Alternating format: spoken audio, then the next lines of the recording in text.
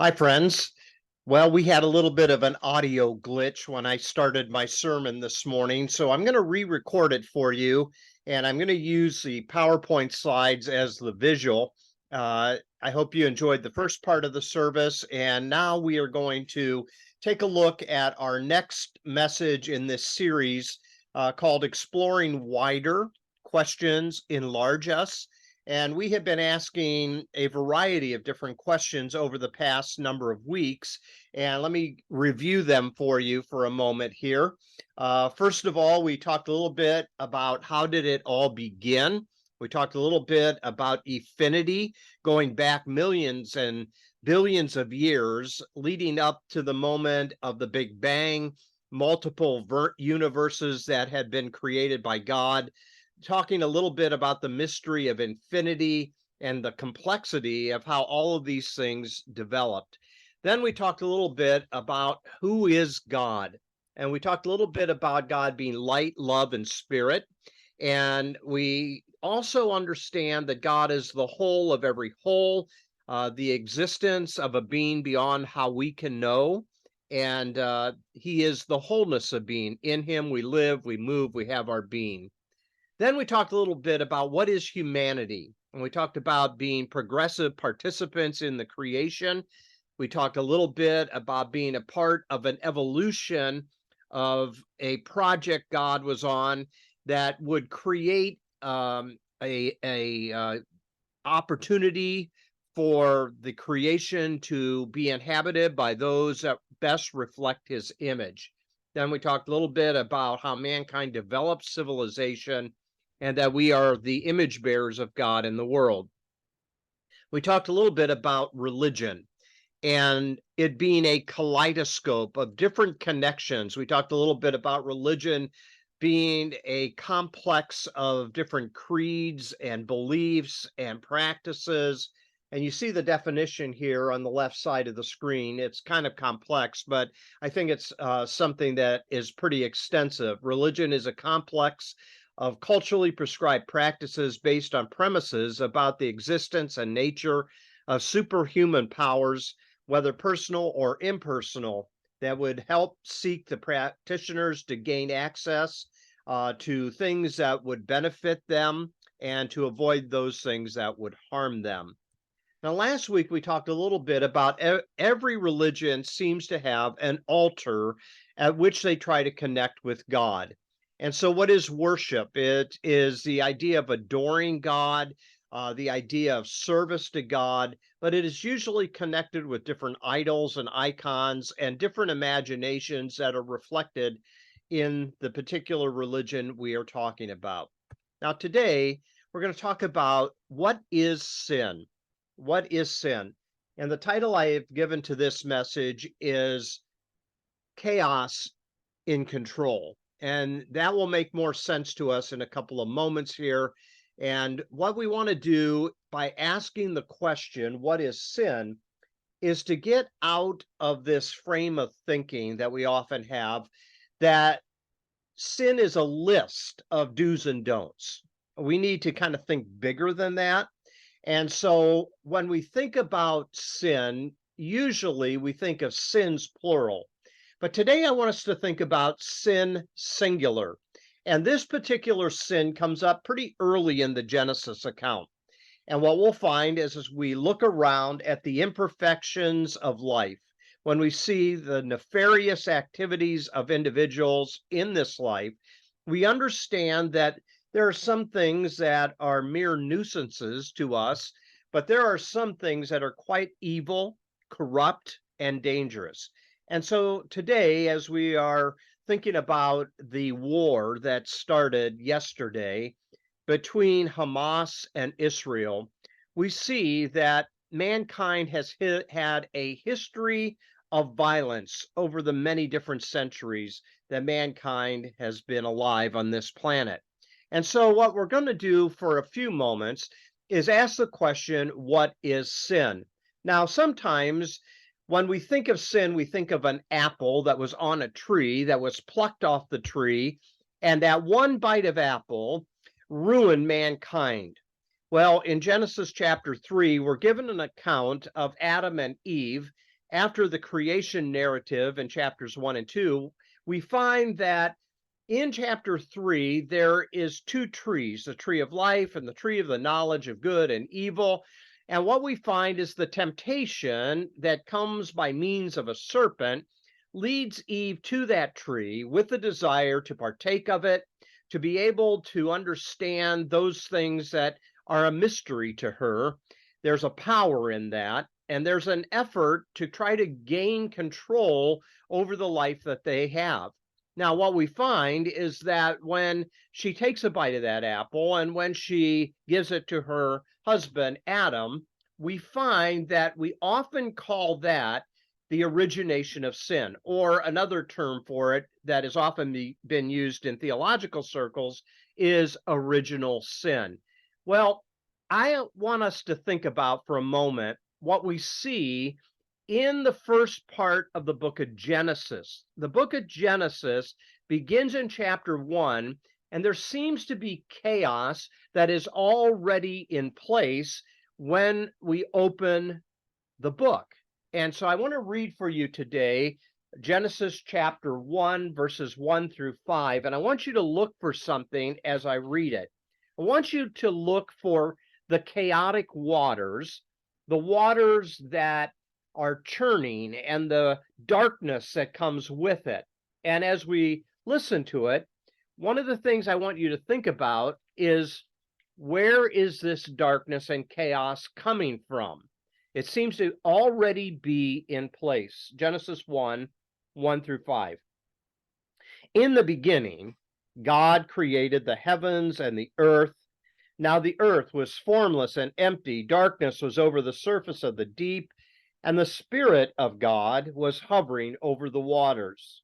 And God said, "Let there be light," and there was light. God saw that the light was good, and he separated the light from the darkness, and God called the light day, and the darkness he called night. There was evening, and there was morning the first day. Now, what's interesting to me, though, is the light and the darkness doesn't come from the sun or the moon. The sun and the moon and the starry hosts come later in the creation week in Genesis chapter 1. So there's something that's already there. There is lightness and there is dark. And what we find is in the light and in the dark, there is this idea of a formless and emptiness that is over the surface of the deep, and the Spirit of God is already there as well, hovering over the waters. So when we think about sin, we must think about these two things. First of all, there is something that exists prior to the creation. There is something that exists prior to the inhabitation of this planet. And what's interesting, as you can see on this slide, is sin is not named in chapter 3. We talked a little bit about Adam and Eve and them being the prototype of the type of human beings that have developed to a point where they can be entrusted with the care of creation. They have the ability to make choices, both good and evil. And they have the ability as well to take care of the planet and safeguard it as a place that will continue to be a place that they can inhabit. Well, as they partake, you can see the picture of Eve taking the fruit from the tree and taking a bite of it. The circumstances change. And what we find is it ties back in to something that is already present. Eve had a desire for the knowledge of both good and evil. Evil already seems to exist. So when we think about original sin, maybe we need to go back prior to the creation. And many theologians actually do believe that somehow the supernatural host of beings that already existed prior to the creation that we live in fell, and that there was some type of sin. There's hints of that in the book of Ezekiel and the book of Isaiah. There's a little bit of a hint of that in the book of Revelation as well. And so what Eve is participating in is something that is already there. So the creation story of Genesis 1 begins with darkness, and that darkness, surprisingly, is not described as being created by God, but it seems to be something that is constant, which exists before creation. And it is there that Adam and Eve participate in something that is already in existence. Now, what's fascinating is when sin is named.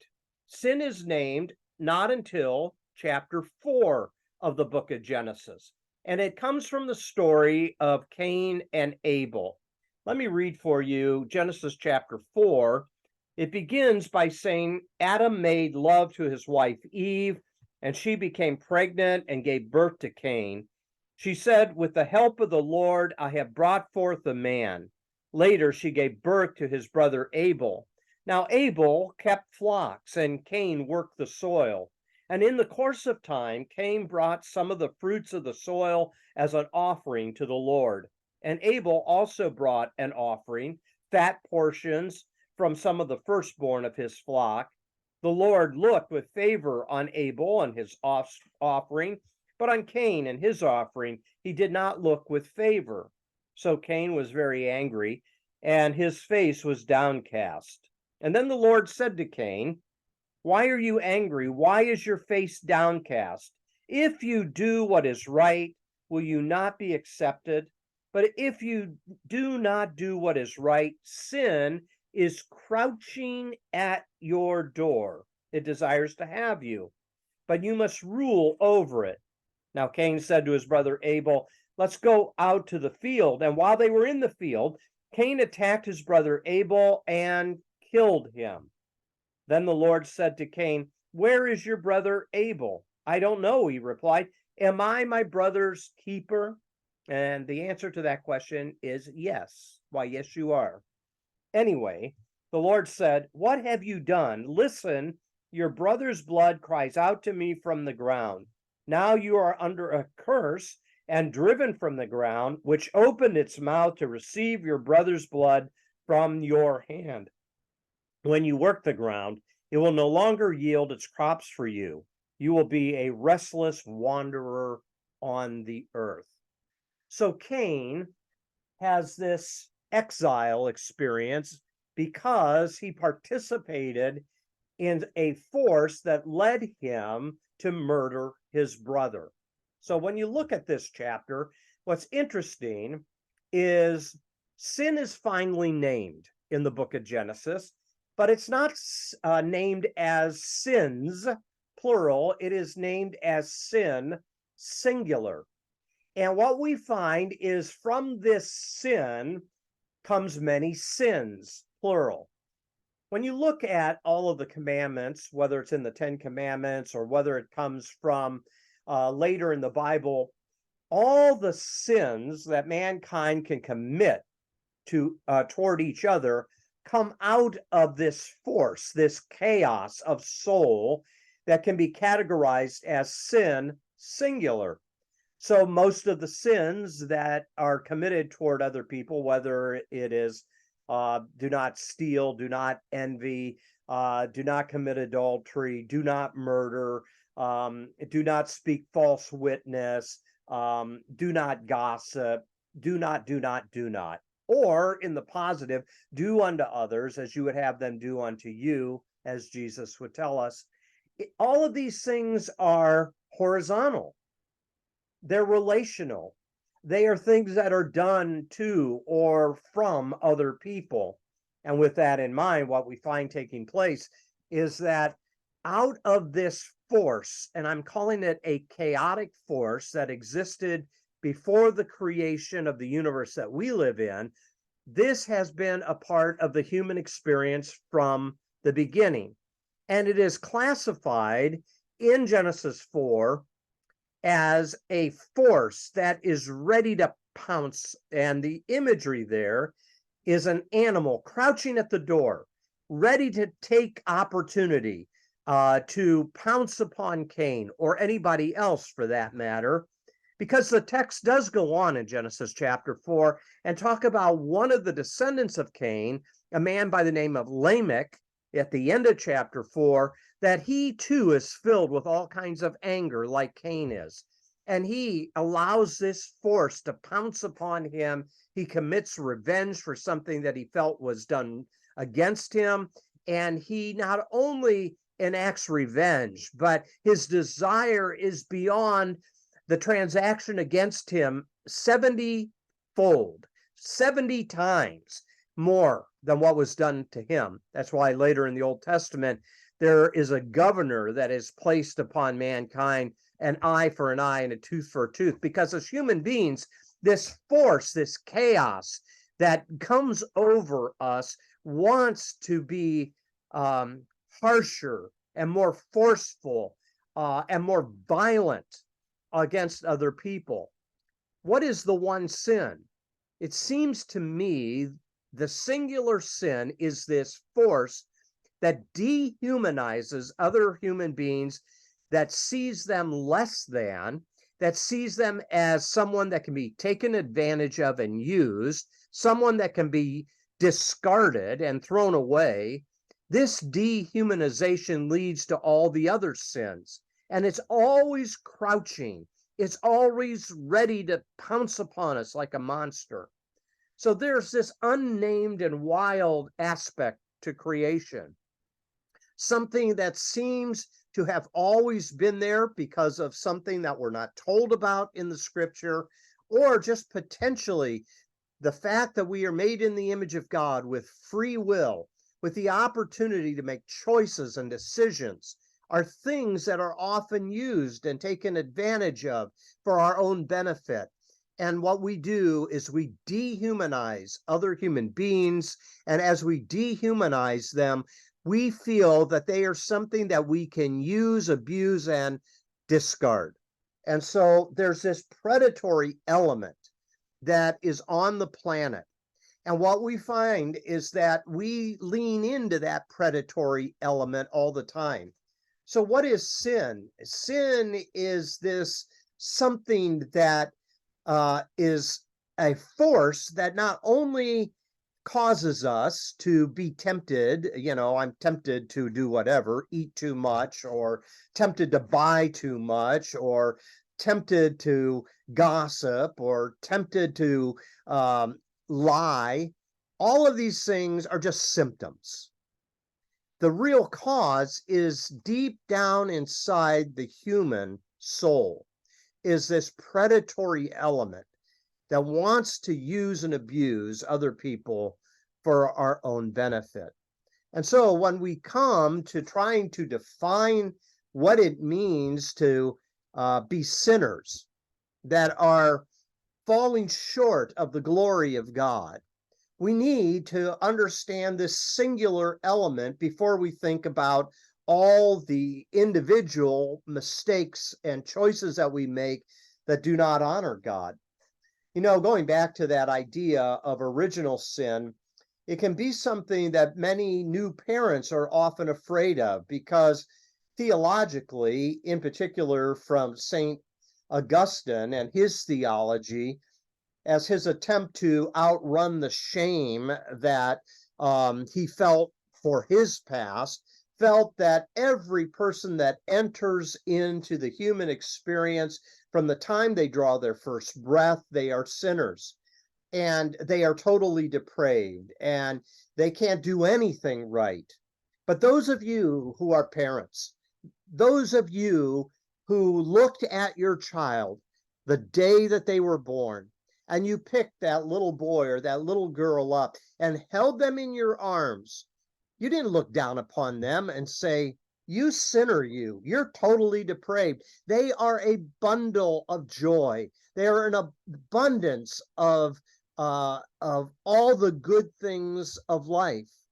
And what we find is we kind of take this idea of sins and throw it upon even those that have just come from the womb. And it seems to me that a lot of times parents are afraid that if their baby was to die, they would go to hell because of this type of thinking and this type of theology. And they sometimes scurry quickly to do something that they think can appease God, to make God love their baby. You know something? God already loves that child. God already has that child in their arms, whether that child has been baptized or not. And you know something? God loves every human being that comes in to this world. Let me ask you a question in light of the terror that occurred yesterday in Israel. I want to ask the question, how many Israelites does God love? And the answer is all of them. How many Palestinians does God love? And the answer is all of them. And so this idea of sin, the idea of some people out sin other people, that changes God's uh, desire and love for that group of people, is really off the mark. Rather, we need to understand that there is this desire that God had when he made us in his image to carry out his work in the world, to love upon other people in the same way that he loves all people. You know something? Life is a gift. Love is the point. And we all make choices every day whether we're going to lean into that and allow God to help us love other people, whether they are like us or unlike us. But rather, many times we lean into the wrong emphasis. We lead into the wrong energy. You know, the scriptures tell us all have sinned and fall short of the glory of God. All of us have made bad decisions. All of us have helped perpetuate the chaos that makes this world run the way it runs. And so when we think of chaos that existed before creation, was reinforced by Adam and Eve, but it is named as sin in Genesis 4 when Cain kills his brother Abel, is a vandalism against the shalom of God. You know, shalom is such a beautiful word. It's a word that describes life working the way it should. Shalom has the idea of bringing together rather than tearing apart. It's the idea of people living at peace with one another. And so shalom, this beautiful Jewish word, is something that God has wanted from day one of bringing humanity to the point where they can reflect his image. Dr. Cornelius Plantinga, a systematic theologian up in Grand Rapids, Michigan, said that sin is the culpable disturbance of shalom. I love that. It is the vandalism of shalom. It's like people being out of control and like vandalism on the street, destroying good things for their own anger's sake or their own desire to take or to steal something. You know, sin technically can be defined as missing the mark. Harmatia in the New Testament is the word, and it's this idea of God has this goal. God has this desire. God has this target that he wants people to hit and to get as close to as possible. But we all fall short of that. Rather, sin is this predatory element.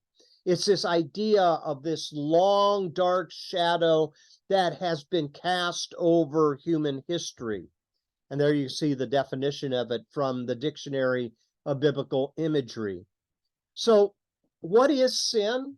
Well, we've all sinned, plural, and fall short of this target that God has for humanity. But it all kind of extends out of the singular sin that's named in Genesis chapter 4.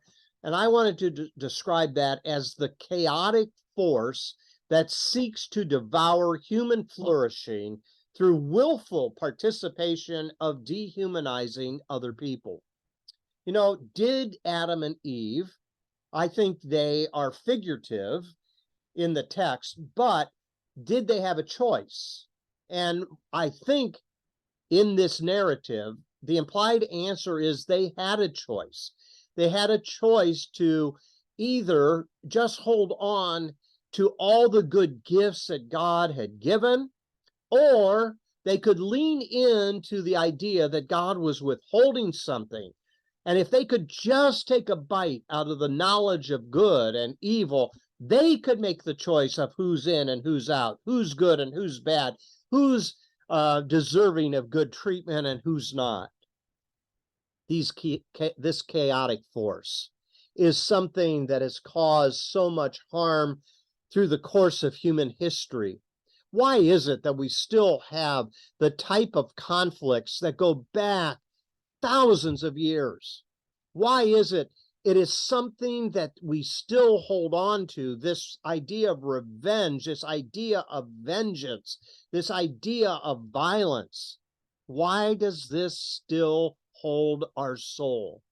Maybe it's because we all fall short of the glory of God. Have you ever asked yourself the question, what is the glory of God? Most of the time, we think of the idea of the glory of God as the type of attributes that distinguishes him from humanity. You know, things like being all powerful and all knowing, all these things. But I think the word that better describes those type of infinite qualities that God has versus our finite abilities is the idea of holy.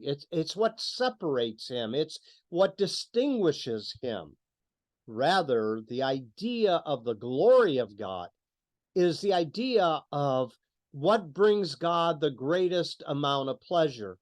And so when God looks at mankind and he sees this cycle of sin that leads to sinning, and the complexity of all the structures that develop around that.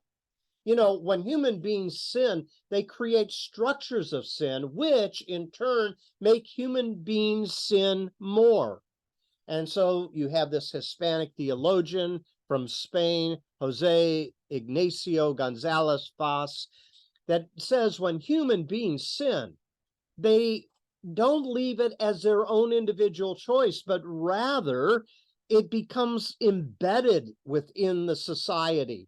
And because it becomes a part of the structure of society, then in turn, it makes human beings sin more. So this morning, when I was giving this message in church, I gave the idea of racism. Think about it for a moment. When that small baby comes into the world, he or she does not have a racist bone in their body. And yet, as they grow up and as they're conditioned, as they are indoctrinated, and this prejudice toward other people that don't look like us or sound like us or who live culturally different, well, it's ingrained within us at an early age, and we begin to distrust other people. And so we grow, and then something happens, and we are old enough to look at the news, and there's a certain group of people, and they begin to line up with some of those feelings that we have already learned, and then they grow greater in their hatred toward a particular group of people, and it gets embedded in society, and then it becomes structural problems like Jim Crow laws and the lack of civil rights that we saw in our country a number of years ago. And then it begins to cycle again. And all of that goes back to not just individual choices, but also the way our soul has been conditioned by dehumanizing other people. And that root sin that led Cain to kill his brother Abel is what is at the heart of leading to other sins. These other sins can be big or they could be small. They could be huge lies or white lies. They could be just small change thievery to grand larceny. It can be all these type of things that we see going on around us all the time. It could be a punch in the eye of someone that said something wrong, or it could be someone pulling their concealed weapon and shooting at other people. You see, we as human beings need to be lifted up above and beyond this root sin that grows into societal problems. Well, how do you do that? How do you get out of that? Well, those type of things are all changed when we begin to look at the glory of God. And where do you see the glory of God? It's in other people. It's in other people. These people that have been made in the image of God, that God loves and God cherishes, that God does not elevate one side of humanity over another. The Bible is a very complex book, and it's full of violence, and it's full of hatred, and it's full of all kinds of bloodshed.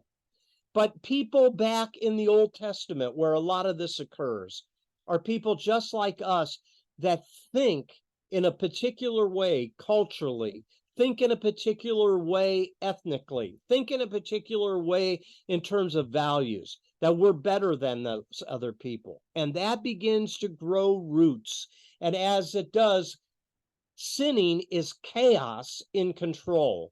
And so when it gets out of control, sometimes the only way we can begin to reel it in is to ask God to intervene and to change our hearts and to confess that we truly have been participants within this chaos. And we don't want to allow chaos to remain in control of who we are as human beings. And so I love what St. Irenaeus of Lyons said. He says, the glory of God is a human being fully alive. I love that. The glory of God is a human being fully alive. When Jesus came into the world, he said, I came to give life and to give it in more abundance. And when he said that, he told us that he is the one that has come to break the chain of sin that leads to sins. And he dies upon the cross as a self-sacrifice to show what sacrificial love can do. There was a soldier at the foot of the cross that looked upon Jesus as he was dying, and he understood something when Jesus looked down and said, Father, forgive them, for they do not know what they're doing. And that soldier, a centurion, looked up upon the cross and he said, surely this man is the Son of God. That's quite a profound statement coming from a Roman soldier. So as we ask the question, what is sin? Maybe we can just look at this in a way that helps us understand how it all fits together. So let's look at this summary for a moment. So chaos existed before creation, and the potential peril of sin existed at the time of creation. When sin expresses itself, it becomes like a predator that's at the door, ready to devour those who are willing to give ear and mind to it. So sin, as it's named in the story of Cain and Abel, is a sin of dehumanizing other people that justifies our actions against them. So that sin then leads to other sins, plural. Other sins that continue to dehumanize other people. And there's always someone that we want to scapegoat in life. And these individuals are the ones that are our targets. We seem to aim our arrows at them and we miss the mark. Sinning is missing the mark that these individuals are deeply loved unconditionally by God. And if we could love like God loves, then rather than leading to structures of violence and other atrocities, especially ones that we're going to see in the days and weeks ahead over in Israel and in Gaza, well, it continues to damage the entire created order, and it doesn't bring glory to God. That's not what God created human beings to be or to do. And I think the structures of society are hard to break. So we need to pray a lot about it, don't we? And we need to work toward loving and serving and healing in our world. You know, when I began the service, I talked a lot about the chaotic waters that was so resident within the mindset of the ancient Near East. This fear of the sea and the creatures that lived in the sea. And if we come back to that theme, I guess the question that we can reflect upon is this question: will we be swept under the chaos? Will we be swept under the chaos? So let me give you an illustration to close. Imagine with me that you own a boat and you have kids that are old enough that they said, hey, I want to take the boat out and I want to spend the day out on the ocean. And so you look at the weather forecast and you say, not the best day, not the best day. Don't go out. The water is dangerous. Don't go out. Some things that can happen. But they ignore it. And as they ignore it, they get on the boat and they go out, whether it is upon Lake Erie or whether it's upon the Atlantic Ocean. And as they go out, they continue to drift farther and farther away from the shore. And the storm that hits, just like it did for the disciples when they were out on the Sea of Galilee, and the storm churned up and it was beyond their ability to control. And just about the time they were ready to lose it, Jesus comes along. And as he walks on the water, he tells them, do not be afraid. And he gets into the boat and the water's calm. You know, if these kids of ours that have a wish for going out and being adventurous, if they get out in the middle of it and it's beyond their control, they need outside help. And so we're watching the weather forecast and it's past the time for them to return home. You begin to call someone of greater power than you. You might call the Coast Guard and you might say, my kids are in danger. Could you please rescue them? And so the Coast Guard searches and seeks and finds your kids. And they get that boat hooked up and they tow it back. They bring it back to shore, and there you are standing on the shore. And it is there that you will run and not lecture them and not tell them you'll never get to use the boat again, but rather you'll hug them and you'll kiss them and tell them how much you love them and that you're so glad that they are safe. Jesus walks upon the water. Jesus calms the storms. Jesus opens his arms and embraces humanity because he came to seek and to save the lost. We have choices to make, choices between wisdom and foolishness. Will we be swept under the chaos? Or will we be those that can help bring shalom into the world?